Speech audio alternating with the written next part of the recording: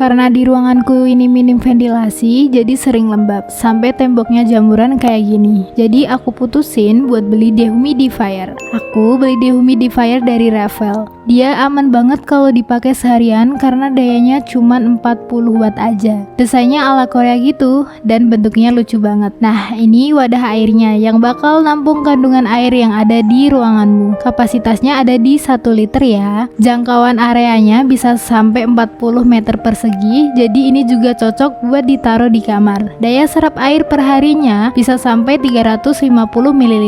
Kalau kamu pengen ruangan atau lemarimu gak lembab dan berjamur, kamu wajib beli produknya sih. Cus langsung aja check out sekarang di keranjang bawah ya.